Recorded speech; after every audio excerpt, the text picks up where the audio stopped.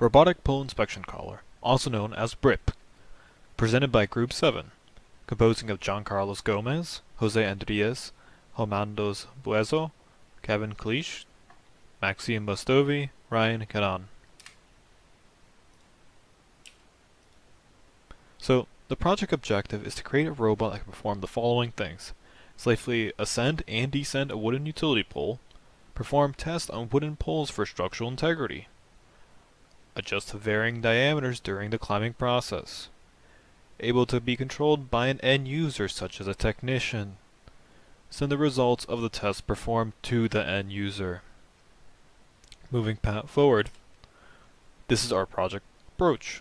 To achieve these objectives, our design will do the following: use 3 motors with 2 wheels, each to properly grip and climb the pole. Prime and swing and hammer at the pole and analyze the resulting sound wave.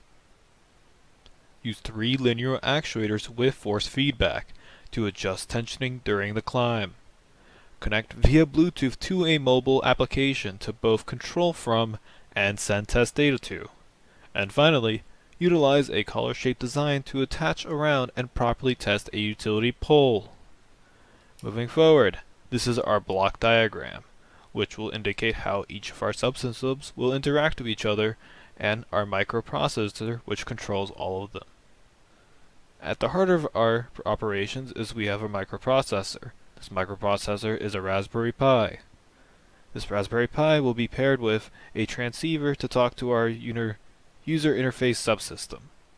This subsystem is what the technician on the floor will be using to communicate, to send commands, and to receive test data back from the collar after it's done completing its hammer subsystem test.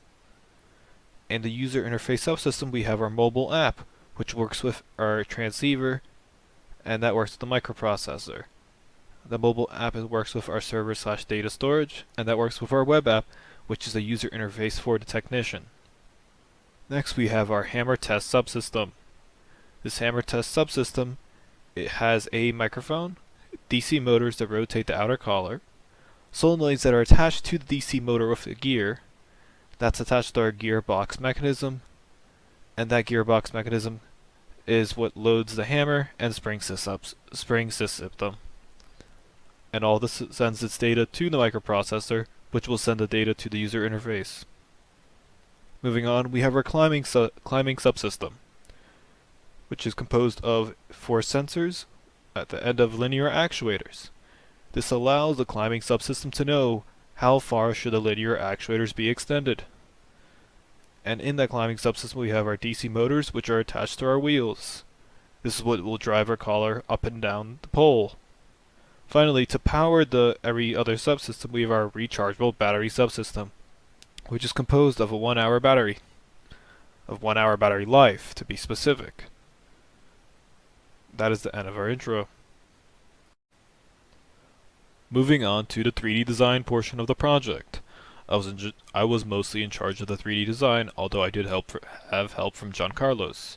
The 3D design has gone through numerous iterations, settling on the concept of an inner collar body connected to the tensioning subsystem and an outer collar body overlaid onto the inner collar that rotates with the help of a DC motor inside the inner collar body. The 3D design consists of these main components: an inner collar body lid, which seals the inner collar body and all the components inside of it. Laid on top of that is the outer collar body. Connecting them is connecting the inner collar to the tensioning and movement subsystem is inner collar to actuator mount. Then actuator to DC motor mount. Then we have our gearbox enclosure, our gear spur, DC motor/solenoid connector, and pulley. These last 4 are part of the hammer subsystem. Moving forward, the 3D design for the inner collar body. The inner collar body is connected to 3 actuators connected to DC motors consisting of the tensioning subsystem. Additionally, the inside of the inner collar houses a DC motor with gears connecting to teeth inside the hollow outer collar body to rotate it. I will show you an illustration in the following slide. Lastly, the power subsystem and the microcontrollers and their wiring, excluding the Arduino Nano used for the Hammer test subsystem, are housed in cavities placed around mostly solid inner collar body. Here's a demonstration of the inner collar. Here you can see the inner collar is actually hollow in certain sections, and there is railing on the top and the bottom to go throughout. That railing is what allows the outer collar to sit on top of it and rotate freely, but not break apart. Moving on. The design of the outer collar body. The outer collar body is connected to the Hammer test subsystem in a 3D printed housing connected on the bottom of the face of the outer collar. I'll show you an illustration in the following slide. The purpose of the outer collar is to rotate using the teeth inside the hollow outer collar body, which is connected to a gear and DC motor in the inner collar, rotating around the pole for multiple readings for the Hammer test subsystem. Here is a illustration of the outer collar body. Here you can see my mouse going along the teeth, which the inner collar would be moving along using a gear that's going along that and a slot where it can come out. And here are the female sides for the railing system you see here and here. And that's going to keep the inner collar and outer collar in place together. Moving forward, here are the challenges I faced while doing the 3D design. A major challenge we face when designing the body of the collar is needing to constrain it to a printer bed size of 12 by 12 by 12. This caused the collar body to be split into numerous parts and time consuming to put together and print. Moreover, designing a system to rotate the collar about the utility pole, it would be climbing. It took time and went through a couple iterations until settling on the current idea. A lack of testing with the prototype print I sent weeks ago is another issue that may cause faults and breaks when putting the collar in use, as there was little time to make changes or test shell cavity thickness and real-world application. Lastly, another issue from the lack of testing the prototype build is the lack of testing the tensile strength of the collar after assembling it from many parts from the many pieces printed. Because I had to split the collar into many parts to fit the 12 by 12 printer bed specified to us, and I did allow gaps between for us to glue it together using an adhesive, I'm unsure of the tensile strength it will have after the adhesive has dried and how well it will hold up. That concludes the 3D design portion of this presentation. For the climbing subsystem of our collar design, the subsystem allows the collar to ascend and descend the wooden utility pole, as well as dynamically tension during the climb to account for imperfections and changes in pole diameter. This ensures the safety of the operator while using the collar on the pole, as there will be no concern for the collar disengaging and falling off of the pole and possibly damaging the system or the user. This subsystem will consist of the following steps. It'll first await a command from the user app to be sent to it. Once it receives that command, it will first check the tension via the load cells. If using the PID controller, it's found that the current force is inadequate or not within range needed, it'll first send the signal to adjust the linear actuators until that correct tension is achieved. Once the system decides the tension is sufficient, it'll run the command that's being sent by the app. When one command is sent, another command cannot be sent at the same time. This will prevent any sort of issue with floating commands. And it will execute the given command until the user stopped pressing the button. Currently, what I've completed so far for the climbing subsystem includes synchronizing the 3 DC motors to move together using Arduino test code to ensure that they'll stay in the same rotation at the same viable speed to not cause any issues during the climb. Examined the wheel traction on the wooden utility pole and identified areas that need reinforcement. Upon our testing with applying some force, we found that the rubber was coming off of the rim of the RC tires, as well as the screw that was holding the tire onto the motors was coming loose.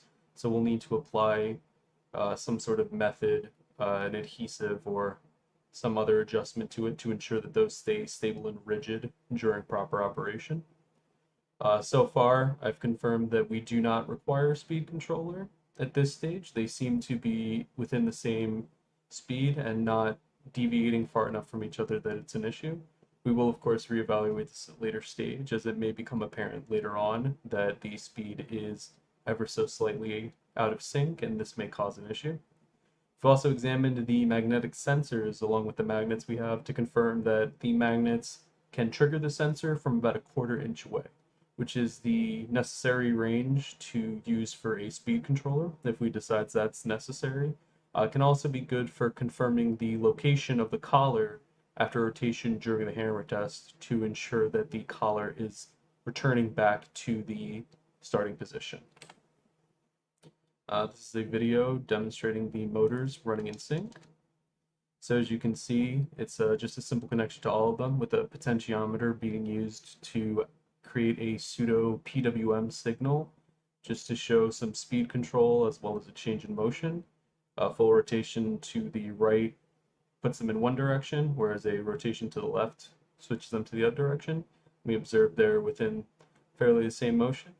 One of them does spin in the opposite direction, but that was due to a miswiring on my part, and that is just been adjusted. Okay, this is the pin connection for the DC motors. As you can see, this includes a voltage source. That's not 9 volts, that's what this program used, DC converter, and the relevant connections to the Raspberry Pi. We'll see that there's 3 motor boards that have pins 1 and 2 both filled. The other ones are left empty for now. This was just for clarity's sake and presentation of the diagram.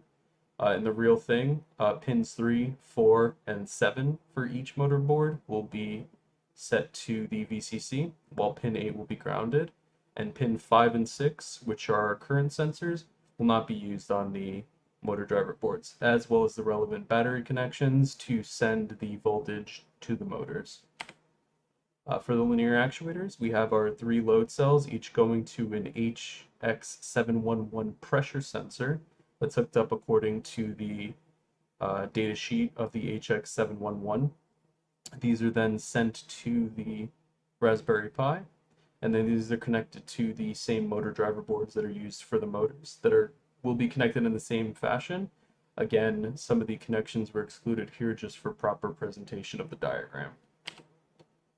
What remains to still be done for the climbing subsystem includes assembling linear actuators and the force sensors test rig so that we can calibrate the sensors with a known force, such as a kilogram weight that we know will apply a set force based on gravity. We need to research and implement a method for attaching the load cells to the DC motors, and then to those load cells attaching the linear actuator to properly tension. So we need to ensure that they all stay together tightly, but there is movement for the linear actuator to move without causing any issues. We need to determine the necessary force to hold the full collar weight on the pole, and using that, we'll create a PID controller to adjust the linear actuators to keep them in a predetermined range that will ensure the proper tensioning force is maintained so we don't have to worry about the collar dropping from the pole or being unable to climb. We need to confirm proper control of the motors, the DC motors specifically, via commands sent via the mobile app to ensure that they're being received properly and that multiple commands do not cause multiple actions to be taken. And then we need to attach the legs being the combination DC motor, load cell, and linear actuator to the collar to perform some final testing and calibration and to ensure that the way they are attached to the collar works in a sufficient manner for our needs. Hello, I'm Giancarlos Gomez, and I'm responsible for the hammer test subsystem. This subsystem is used to test the integrity of the pole for rot using a mechanical system for striking the pole and a microphone for determining the crest factor of the strike. The crest factor can help us determine if each strike is good or bad. This subsystem consists of an 8-step process that repeats for a total of 8 times. First step is to wind up the hammer. The second step is to hold the hammer in place. The third step is to rotate the collar 45 degrees. We stop the rotation in the 4th step. Then we release the hammer. The microphone records the sound. of the strike. The seventh step is the microcontroller determines the crest factor, and then this information gets sent in the final step to the app, and the user can see if the strike was a pass or a fail. The current status of this subsystem is the 3 motors used to rotate the outer collar have been successfully synchronized. The Bluetooth communication between the Raspberry Pi and the Arduino Nano has been established successfully. The Arduino Nano controls the gearbox and casing portion of this project. We had to power it with its own supply because the outer collar has no way to get wiring from the inner collar. The proper synchronization of the solenoid and DC motor has been established to wind up, hold, and release the hammer. Microphone processing for the crest factor is being taken care of by Jose. He'll go into more detail on this. The 3D designs I have created and sent for printing are the following: the gearbox enclosure plus lid, pulleys needed, DC motor and solenoid connector, and the gear spur I haven't sent it yet because I need Maxim to revise it, since we need to make the gear spurs be the same size as the teeth on the outer collar in order to rotate successfully. This is the demo presentation of my portion of this subsystem as of now. We're in the wind up phase right here. It stops, holds, and rotates.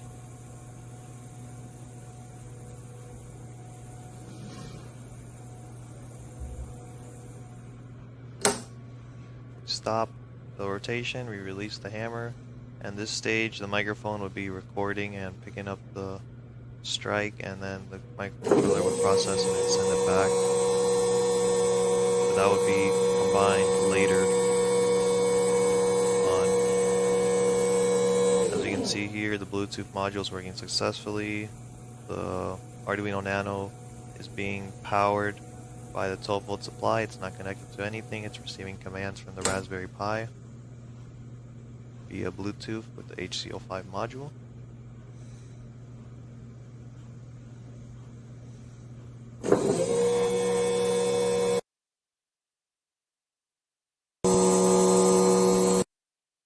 So as we can see in this demo presentation, it's mostly the mechanical side of how this project will work. The microphone portion will be added on later.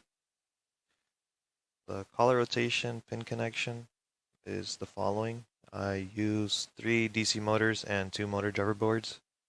These are connected to the Raspberry Pi 4 directly, and we use a 20-volt power supply, which are the drill batteries, and a DC to DC buck converter to step down the voltage to 12 volts. That way we can power everything successfully with the proper voltage. This is the gearbox and casing pin connection. We used an Arduino Nano here and a 12-volt power supply. Another motor driver board is used to control the DC motor and solenoid. And we connected an HC05 Bluetooth module so the Raspberry Pi can command the Arduino Nano when to wind up the hammer, hold the hammer, and release the hammer.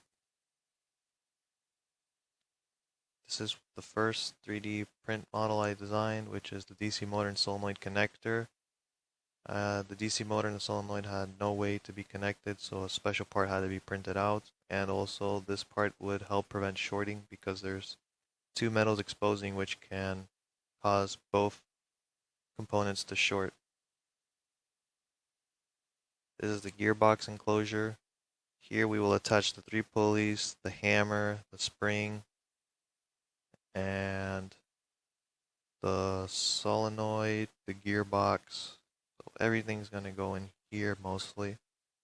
And the 12-volt power supply, there's going to be a mini breadboard.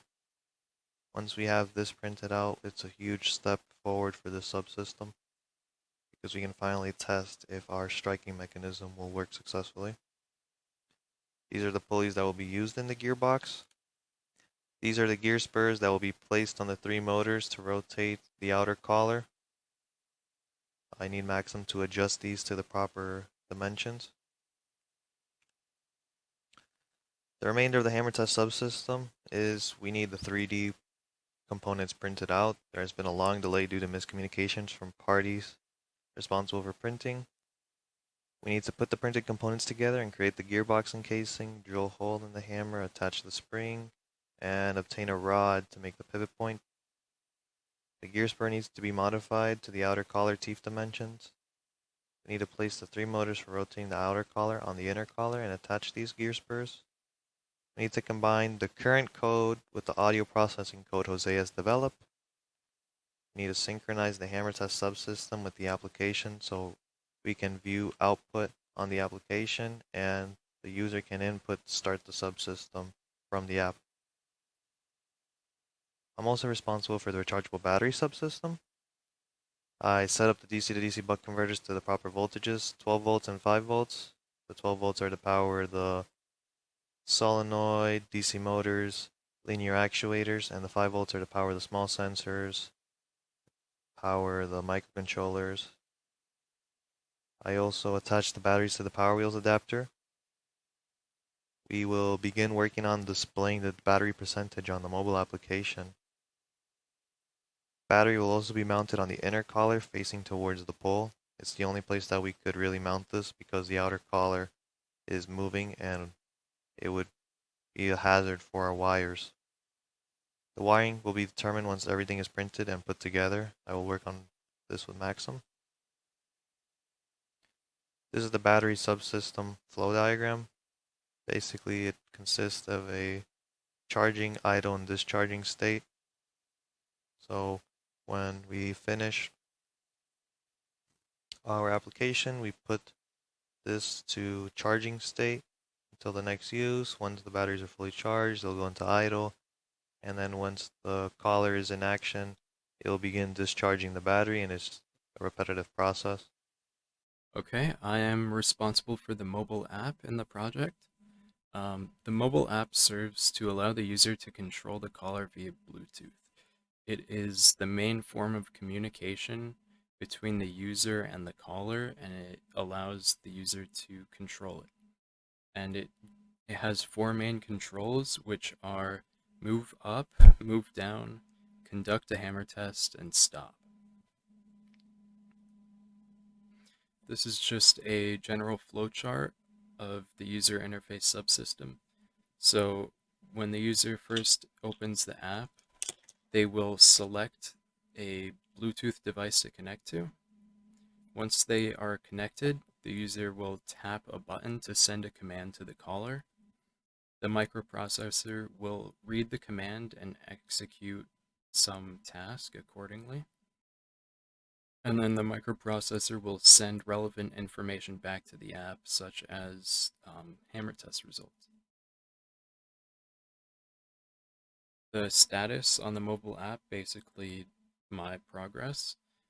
I've established Bluetooth communication between the app and Raspberry Pi and am able to send messages between the two. I've successfully sent commands with button presses so that the Raspberry Pi performs a task according to the input received from the app. And I created a visual interface to display the results of hammer tests. And the app processes hammer test results sent from the Raspberry Pi and stores it until the user wants to view them.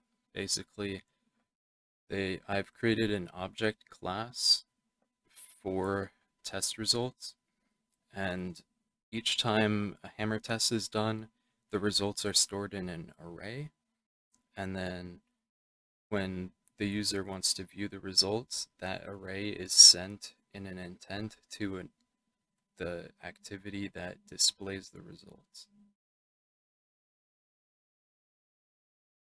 And here's a demonstration of the app that I recorded. Alright, so this is the mobile app. This is what it looks like when you first open it up. And if you click connect here at the top right, I'm going to select the Raspberry Pi to connect to that. And now it says it's connected, and I just had it send hello. if I press the up button, it gives a message here that says the LED is turned on. I can't show it, but I connected an LED to the Raspberry Pi just to have some type of functionality working with sending commands to it and performing some kind of task using the I/O pins. So if I press down, it'll turn it off. And if I do the hammer test, I just had it send some general results until we can get the actual hammer test working. But displays it here, and then if you hit view results, then you can see the results of all the hammer tests you did, and then you can go back, continue controlling it, do another hammer test, and it goes through. And that's pretty much it for now.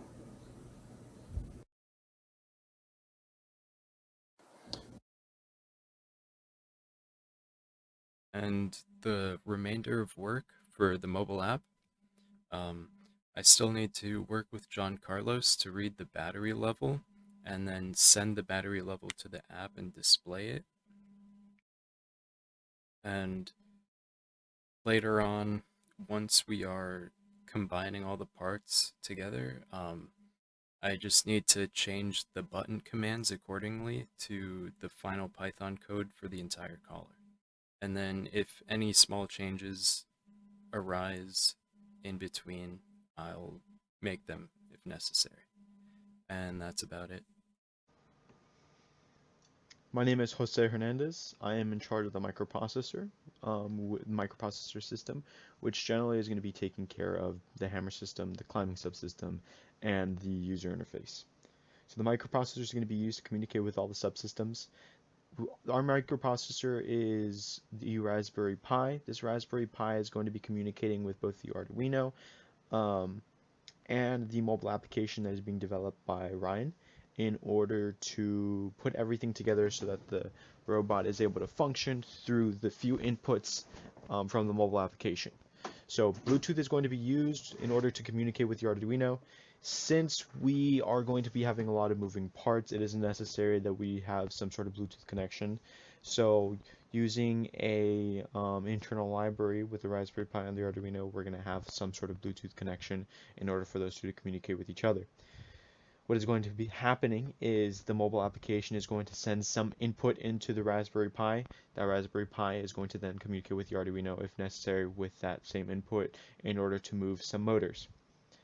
The Arduino again is being used for motor and collar rotation since the Arduino is able to provide power to the motors, which is necessary. So in order for those two to be functional, it is necessary for that communication between the Raspberry Pi and the Arduino. The Arduino is also going to be used to control the hammer test, so the hammer subsystem is controlled by the Arduino. The release of the hammer for the hammer strike is also controlled by the Arduino. The microprocessor is going to be used to deliver data to the mobile application. Once the hammer test is completed and the audio processing is done through the microphone, that information is inside the Raspberry Pi, but is then going to be delivered to the mobile application for data processing and display. So my main work for the last few weeks has been audio processing for the hammer test. This has been coded in Python and is going to be used by taking some input that is inputted by the user through the mobile application into the Raspberry Pi. Once the hammer is released, the Raspberry Pi is going to record audio using a library called Pi Audio. Pi Audio is going to process said audio, and then it is going to be converted into a .wav file using the WAV library. This is so that we can have something that can be used to calculate both the RMS and the crest factor values, which are used to determine pass or fail in our project. Once we have created some sort of .wave file, the .wave file is going to be stripped into an array using NumPy. This array is going to contain a bunch of integer values which are going to be used to calculate the RMS values. These RMS values are very important. That is because we cannot calculate the crest factor without the RMS.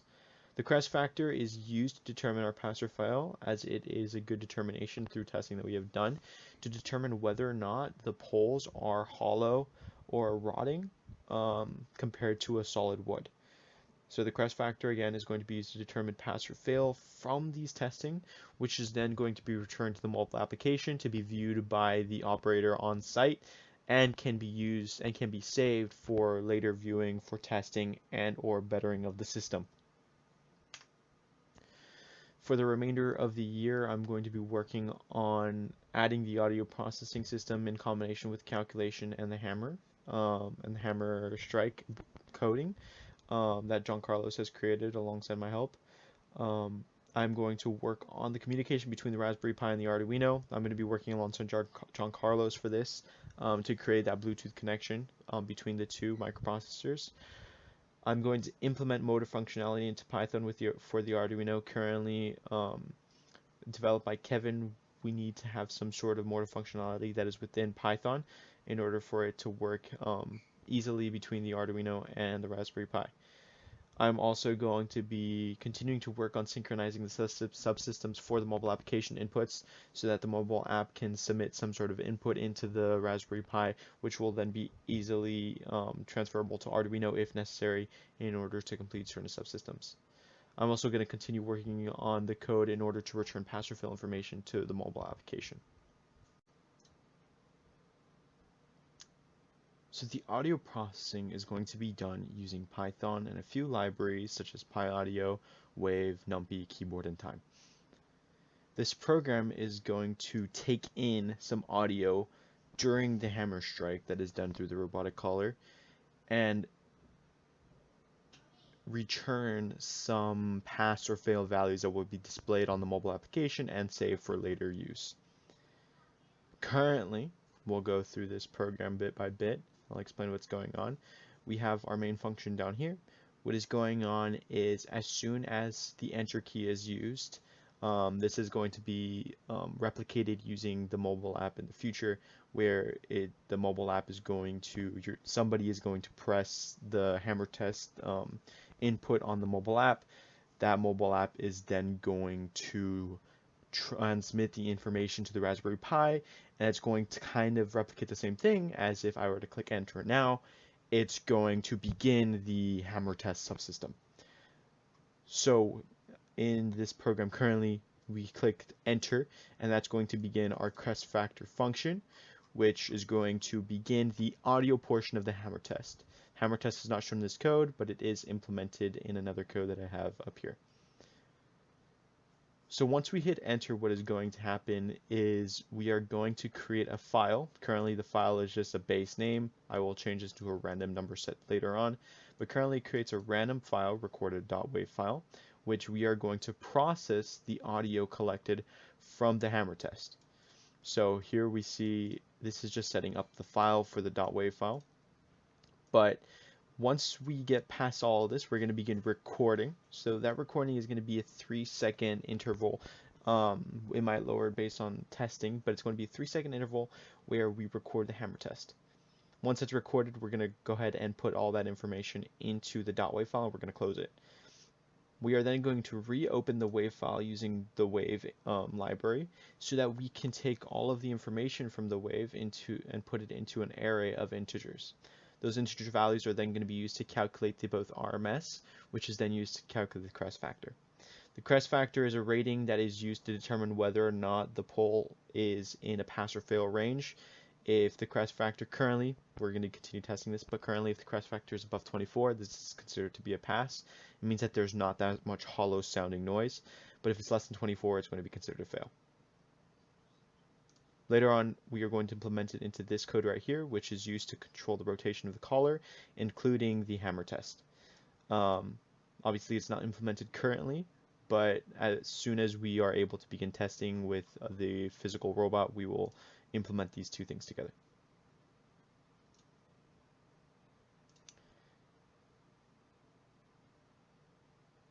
And then just to show you that this functions properly, we're going to start debugging. So just by hitting enter, it begins recording. It's going to be recording my current voice and it's going to display that as the answer. Obviously, my voice is not a single tone strike on some wood, so it's most likely going to be a fail. I can do this multiple times, so it's going to be continuously running code. It's so whenever we implement this using the rotation and the hammer test, we're going to be able to do this multiple times until we decide to turn off the robot.